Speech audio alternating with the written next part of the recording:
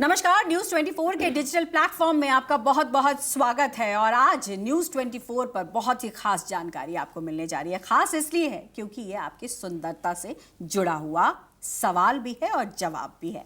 जी हाँ, हर व्यक्ति चाहता है कि वो सुंदर दिखे, और सुंदरता सबसे ज्यादा किससे होती है तो आप समझ रहे होंगे, आपके बालों से।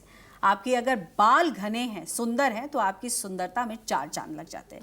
लेकिन अगर वही बाल झड़ रहे हैं और बिल्कुल ही बाल खत्म हो गए हैं तो वो चिंता का विषय आपके लिए बन जाता है, और कई केसेस में तो देखा गया है कि वो डिप्रेशन का कारण तक बन जाता है। तो आज इन्हीं सवालों के साथ हमारे साथ एक एक्सपर्ट जुड़ रही हैं, और वो जानी मानी एक्सपर्ट हैं। हम उनका आपको परिचय कराते हैं। डॉक्टर शालिनी मल्होत्रा, और उनके बारे में मैं आपको बताऊं तो वो अमेरिकन बोर्ड सर्टिफाइड सर्जन है। साथ ही साथ 13 सालों से हेयर ट्रांसप्लांट से जुड़ी हैं, और उसमें 5000 से ज़्यादा सर्जरी उन्होंने की है। Post graduate from Safdarjung hospital, यानी कि देश के सबसे प्रतिष्ठित अस्पताल से वो उन्होंने पोस्ट ग्रेजुएशन किया है।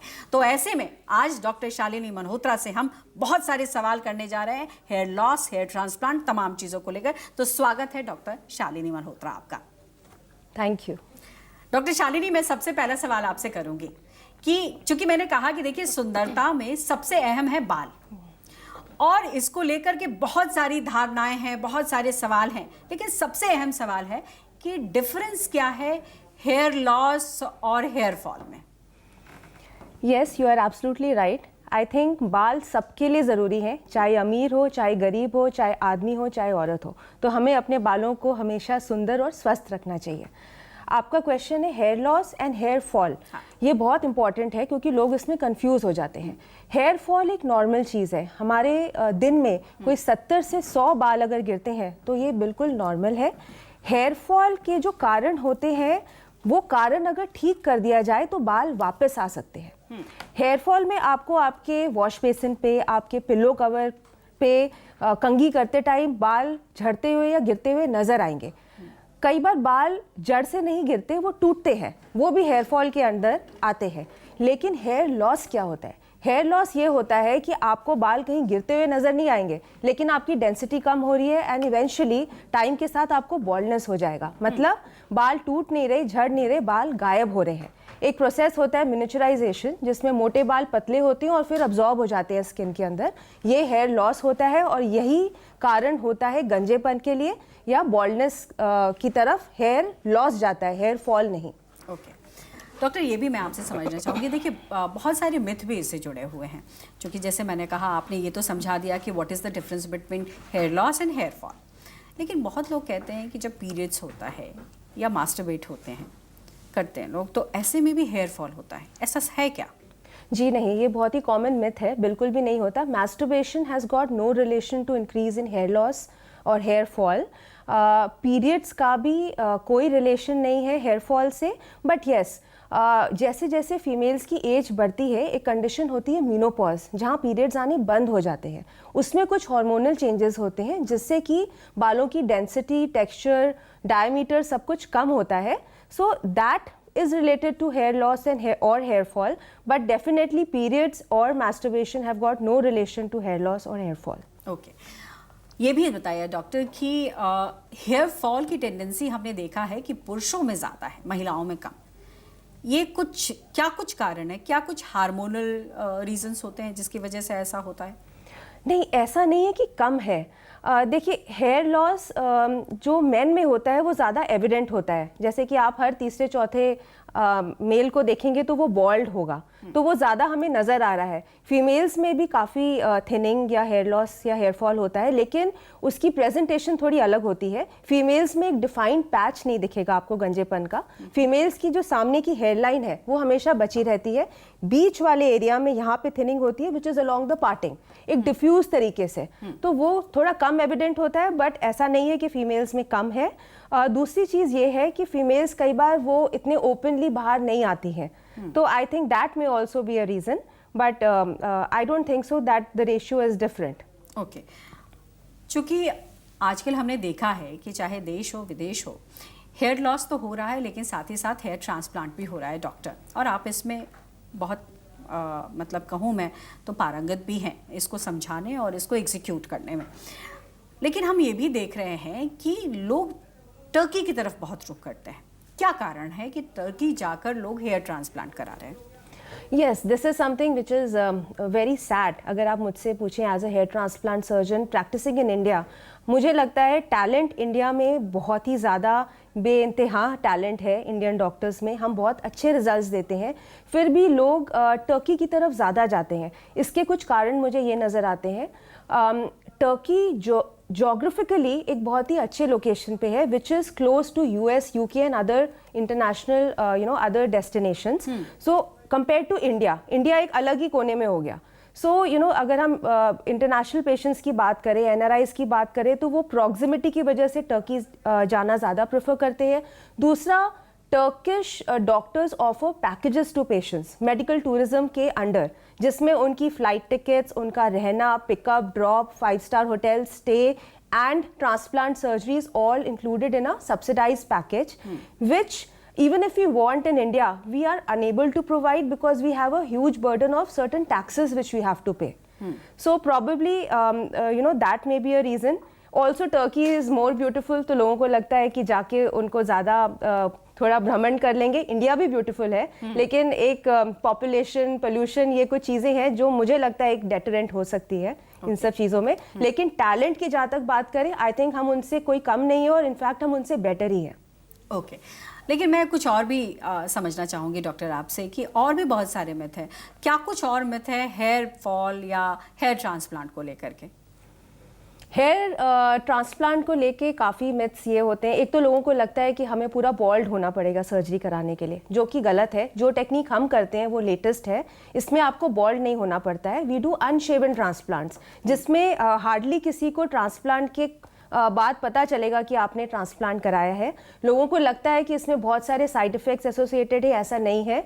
आधे लोग तो ट्रांसप्लांट के लिए इसलिए नहीं आते हैं because they are scared of the side effects. वो अपनी पूरी लाइफ एक गंजे लुक के साथ बिता देते हैं। लेकिन उनको ये मिथ अपने दिमाग से हटाना चाहिए। अगर आप एक क्वालिफाइड डॉक्टर के पास जा रहे हैं, जहाँ प्रॉपर एक स्टरलाइज्ड OT है, प्रॉपर प्रोटोकॉल्स फॉलो हो रहे हैं, तो this is one of the safest surgeries in the medical field. लेकिन एक खबर हाल फिलहाल में डॉक्टर मैं देख भी रही थी, और पंजाब की यह खबर है कि हेयर ट्रांसप्लांट के दौरान बहुत सारे लोगों के आंखों की रोशनी जो है वो काफ़ी देर तक चली गई थी। क्या मामला था? क्या कुछ होता है कि हेयर ट्रांसप्लांट के दौरान ऐसी भी स्थिति हो जाए या फिर कोई व्यक्ति जो है वो मौत के मुंह में भी चला जाए? पहले हम ये पंजाब के इंसिडेंट्स की बात करें। सो बेसिकली वहाँ पे कोई एक डॉक्टर नहीं, मुझे नहीं लगता कोई डॉक्टर है, कोई क्वैक या कोई फ्रॉड ही होंगे जिन्होंने लोगों की ये जो दुखती रग है हेयर फॉल और बॉल्डनेस की, इसको कैच करके उन्हें कोई दवाई लगाई सिर पे। खूब सारे लोगों को वो दवाई लगाएगी, जिसकी वजह से कुछ लोगों में ये देखा गया कि उनकी आंखों में जलन बहुत हुई, उन्हें दिखना बंद हो गया कुछ टाइम के लिए। तो ये काफ़ी एक सीरियस साइड इफ़ेक्ट है। ऐसे लोगों को बहुत केयरफुल रहना चाहिए कि ऐसे भेड़चाल में ना जाके हर किसी से अपने कोई भी ट्रीटमेंट ना लें। दूसरा आपका क्या क्वेश्चन था पल्लवी जी? ये भी कि कई बार हेयर ट्रांसप्लांट को लेकर लोग डरते भी हैं, क्योंकि टर्की जैसे शहरों में हमने ऐसी खबर पड़ी थी कि वहाँ पर डेथ भी हो गई थी। तो क्या कुछ इसमें जो होती हैं प्रिकॉशंस होते हैं जो डॉक्टर्स लेते हैं? देखिए, डेथ जैसे मैंने कहा बहुत सेफ सर्जरी है। डेथ तो किसी भी चीज़ से रिएक्शन आपकी बॉडी में किसी भी चीज़ से हो सकता है। इवन अ स्मॉल टैबलेट, मैं हमेशा कहती हूँ like paracetamol can cause allergic reactions. So आपको पता होना चाहिए कि आप जिनके पास जा रहे हैं उनको प्रॉपर एक्सपीरियंस और ट्रेनिंग है, वो आपको दवाई किस मात्रा में दे रहे हैं, वो स्टरलाइजेशन प्रोटोकॉल अगर ठीक से फॉलो कर रहे हैं, अगर आपका ट्रांसप्लांट डॉक्टर कर रहा है कि नहीं ये ज़रूर देखिएगा, कोई अनक्वालिफाइड स्टाफ या टेक्नीशियन ना कर रहा हो। अगर ये सारी चीज़ें देखे जाए तो इसमें कोई भी ऐसे खतरा नहीं है जान का, बिल्कुल डरने की बात नहीं है, बहुत ही सेफ सर्जरी है। डॉक्टर, कई बार ये भी लोग सोचते हैं कि हेलमेट पहनने से भी हेयर लॉस होता है। ऐसा है क्या कि अगर आप काफ़ी लंबे समय तक हेलमेट का इस्तेमाल कर रहे हैं तो हेयर फॉल होगा? जी नहीं, हेलमेट पहनने से बॉल्डनेस नहीं होती है। हेलमेट पहनने का कोई डायरेक्ट रिलेशन हेयरफॉल से नहीं होता है, लेकिन कुछ चीज़ें हैं कि अगर आप बहुत लंबे ड्यूरेशन तक हेलमेट पहनते हैं तो आपकी पर्सनल हाइजीन कॉम्प्रोमाइज़ होती है, जिसकी वजह से आपको डैंड्रफ या स्कैल्प के इन्फेक्शन हो सकते हैं, जिससे बाल टूट के झड़ सकते हैं। दूसरा, हेलमेट पहनने से पहले कई लोग काफ़ी ज़ोर से बाल खींच के बांध लेते हैं, अंडर अ बैंडाना और समथिंग, उससे क्या होता है, there is a condition known as traction alopecia. Roots बहुत सालों तक, अगर आपके बालों के रूट्स बहुत सालों तक पुल किए जाएं और एक ही हेयर स्टाइल में बांधे जाएं लंबे ड्यूरेशन के लिए, तो वो रूट्स जा सकते हैं। तो ये एक कंडीशन हो सकती है, अदरवाइज हेलमेट पहनने से आपका हेयर फॉल नहीं बढ़ेगा। ओके डॉक्टर, यहाँ ये भी मैं आपसे समझना चाहूँगी कि बहुत लोगों के जहन में ये भी सवाल होता है कि अगर हेयर ट्रांसप्लांट करा लिया तो यार कुछ सालों बाद जो है वो फिर से वही स्थिति हो जाएगी, लाखों का पैसा खर्चा कर दिया, इससे भी लोग घबराते हैं। तो क्या कोई हेयर ट्रांसप्लांट कराए तो आजीवन चल सकता है? Yes. So hair transplant results will stay with you all your life. They don't go if done properly. Number one. Number two, जैसे हमारी एज बढ़ती है, हमारे बॉडी के हर पार्ट का वेयर एंड टेयर होता है, हर पार्ट ढलता है, वैसे ही बाल भी एज के साथ कोई 15 से 20% उनकी क्वालिटी, टेक्सचर, डेंसिटी सब कुछ डाउन होता है, which holds true for transplanted hair also. So that may happen with time. Otherwise, the results will stay with you all your life. Okay doctor, एक हेयर ट्रांसप्लांट के लिए क्या कुछ qualification होना चाहिए? जैसे आजकल हम देखते हैं कि कई जगह पे हेयर ट्रांसप्लांट के बोर्ड्स लगे हुए हैं, लेकिन एक कोई व्यक्ति हेयर ट्रांसप्लांट कराता है तो उसको किन किन बातों का ख्याल रखने की ज़रूरत है? यह सबसे इम्पॉर्टेंट चीज़ है कौन कर रहा है। तो लोग क्या करते हैं, जनरली पैकेजेस, पैसों पे ज़्यादा ध्यान देते हैं, वो इस चीज़ पे ध्यान नहीं देते हैं कि कौन कर रहा है। तो यू मस्ट अंडरस्टैंड कि आपका जो डॉक्टर हेयर ट्रांसप्लांट कर रहा है वो पोस्ट ग्रेजुएट हो, उसने MBBS के बाद MD की हो। डर्मेटोलॉजी एंड प्लास्टिक सर्जन्स, ये दो ऐसे ब्रांचेस हैं जो कि हेड, नेक और जो स्किन, हेयर की जो थरो स्टडी होती है वो बहुत अच्छे से करते हैं। ये सर्जिकल ब्रांचेस हैं, कायदे से तो ये बेस्ट ट्रेंड होते हैं, ये सबसे बेटर तरीके से ट्रेंड होते हैं हेयर ट्रांसप्लांट करने के लिए। लेकिन आजकल देखा जा रहा है कि कई नॉन MBBS स्ट्रीम्स, जैसे कि डेंटिस्ट हैं, जैसे आयुर्वेदिक डॉक्टर्स हैं, ऐसे लोग भी हेयर ट्रांसप्लांट की फील्ड में जा रहे हैं। प्लेन MBBS डॉक्टर्स जिनको उतना एक्सपीरियंस और ट्रेनिंग नहीं होती वो भी कर रहे हैं।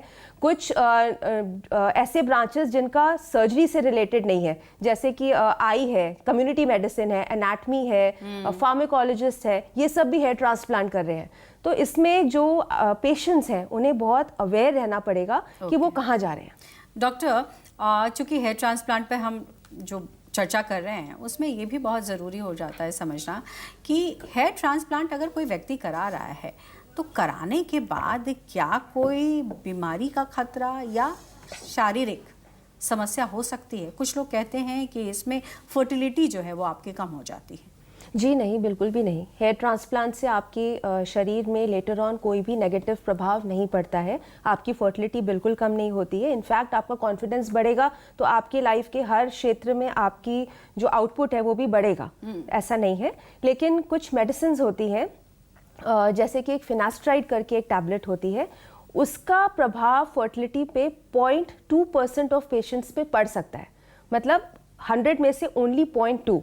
वैसे ये ड्रग FDA, US FDA द्वारा अप्रूव्ड है, बहुत ही मैजिकल ड्रग है, इसका रिस्पांस बहुत अच्छा आता है हेयर फॉल को रोकने के लिए।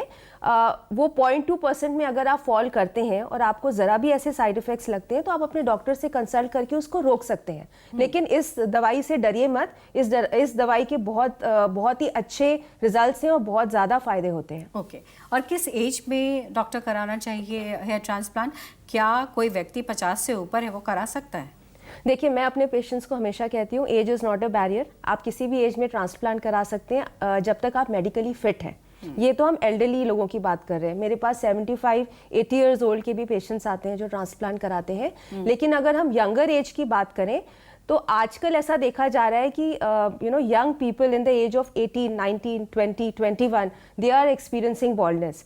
तो वैसे देखिए हमारे बुक्स में तो लिखा हुआ है कि 21, 22 से पहले नहीं करते हैं, लेकिन ये बुक्स पहले लिखी गई थी। आजकल के टाइम में बॉल्डनेस की एज ज़्यादा होती है और इंसान की एज कम होती है। तो a 20-year-old boy may have a very well defined area of baldness. वो पूरा सामने से अगर बॉल्ड है तो हम उसकी बॉल्डनेस की एज को दिमाग में रखते हुए उनको ट्रांसप्लांट के लिए ले सकते हैं। ओके और बॉल्डनेस का अगर डाइट और लाइफस्टाइल से कनेक्शन समझना चाहें तो क्या है? देखिए, कुछ अनरिटन चीज़ें हैं, जैसे कि मैं ये मानती हूँ पर्सनली कि स्ट्रेस का हर चीज़ में रोल है। चाहे बॉल्डनेस हो, हेयर फॉल हो, या आपके शरीर में कोई भी बीमारी हो, डाइट भी हर चीज़ में इम्पैक्ट करती है। तो आपको प्रॉपर न्यूट्रिशियस डाइट लेना चाहिए और स्ट्रेस फ्री रहना चाहिए जहाँ तक पॉसिबल हो। तो इससे आपके बालों की क्वालिटी और हेयर फॉल पे भी बहुत अच्छा पॉजिटिव प्रभाव पड़ेगा। ओके डॉक्टर शालिनी, हमने देखा है कि बॉल्डनेस भी कई तरीके के होते हैं, तो जो अलग अलग इंसान है और उसका अलग अलग बॉल्डनेस का पार्ट दिखता है, उसके लिए कुछ अलग होता है या फिर सेम ही है हेयर ट्रांसप्लांट का तरीका? बॉल्डनेस आपके सिर पे ही जनरली होती है, तो इसके अलावा और तो कहीं बॉल्डनेस होती नहीं। मेरा वही सवाल था कि सर पे अगर बॉल्डनेस है तो किसी को थोड़ा कम होता है, किसी को बहुत ज़्यादा होता है, किसी को पैचेस में होता है, तो ऐसे में हेयर ट्रांसप्लांट का तरीका एक ही होता है या फिर कुछ अलग होता है? नहीं, तरीका तो एक ही होता है, लेकिन हेयर ट्रांसप्लांट किन कंडीशंस में करना है और नहीं करना है, ये डिस्क्रिप्शन बहुत जरूरी है। फॉर एग्जांपल, अगर किसी को थिनिंग हो रही है और वो कम्प्लीटली बॉल्ड नहीं है, तो उसे just for the heck of it transplant की तरफ नहीं ढकेलना चाहिए। उन्हें पहले मेडिसिन देना चाहिए, पीआरपी और कुछ और तरीके होते हैं हेयर फॉल को कंट्रोल करने के लिए, वो सब ट्राई करने चाहिए। When nothing works then one can go for hair transplant. और नई तकनीक भी आ गई है डॉक्टर अब तो? यस, आजकल तो लेटेस्ट टेक्निक आ गई है हेयर ट्रांसप्लांट की, जिसमें बिल्कुल भी आपकी ब्लीडिंग ना के बराबर होती है इम्प्लांटेशन के टाइम। रिजल्ट्स बहुत जल्दी आते हैं, नेचुरल आते हैं, रिकवरी बहुत फास्ट होती है। आप अगले ही दिन से अपने नॉर्मल रूटीन में जा सकते हैं। जैसे मैंने मेंशन किया, अनशेवन ट्रांसप्लांट्स हैं, लाइक सेलिब्रिटीज और people who face the media, who don't want anybody to know that they have undergone a transplant, so that can also be done. So techniques have evolved a lot. And why it is very costly doctor? I mean, बहुत सारे लोगों को सबसे बड़ा सवाल तो यही रहता है कि हेयर ट्रांसप्लांट करा तो लें, लेकिन खर्चा बहुत आएगा। देखिए, हेयर ट्रांसप्लांट एक बीमारी नहीं है, ये एक अपनी खूबसूरती को बढ़ाने का एक तरीका है। तो इसलिए इसमें from doctors point of view हमारी लागत भी ज़्यादा लगती है, टाइम बहुत कंज्यूम होता है, मेहनत बहुत लगती है, तो हम अपनी कॉस्टिंग तो रखते ही हैं। From patients point of view, जब आपकी बेसिक नीड्स, रोटी कपड़ा मकान सब चीज़ें फुलफिल हो गई, नौकरी वोकरी सब कुछ, तब आप सोचते हैं कि अब हम सुंदर कैसे दिखें, तब आप हेयर ट्रांसप्लांट के लिए आ रहे हैं, तो we presume you have enough money to spend for this. Okay ऐसे में भारत सरकार को भी क्या कुछ पॉलिसी में कुछ बदलाव करने चाहिए? क्योंकि अगर हम अपने देश में देखें तो ये आंकड़ा बहुत ज़्यादा है। जी बिल्कुल, I think we lack support from the government, और प्रॉबेबली गवर्नमेंट इस फील्ड को थोड़ा इग्नोर कर रही है। For example, in Turkey the government gives due weightage to hair transplant, because like I said, उनको डॉक्टर्स को उतना टैक्स नहीं देना पड़ता है। Plus I think Turkish Airlines में कुछ कंसेशन भी है which is backed by the Turkish government. That's what I know to the best of my knowledge.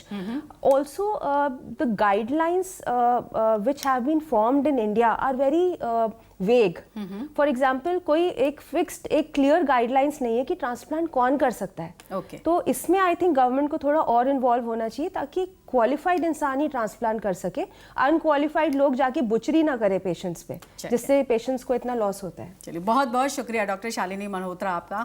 आपने बहुत सारी जानकारी और बारीकी से जानकारी दी है, और मुझे लगता है आज हमारे दर्शक जो कि हेयर फॉल की समस्या से जूझ रहे हैं या फिर बॉल्डनेस से जूझ रहे हैं, उनके लिए आज जो है ये टॉपिक बहुत ही इंपॉर्टेंट रहा होगा और उनको एक रास्ता भी दिख रहा होगा।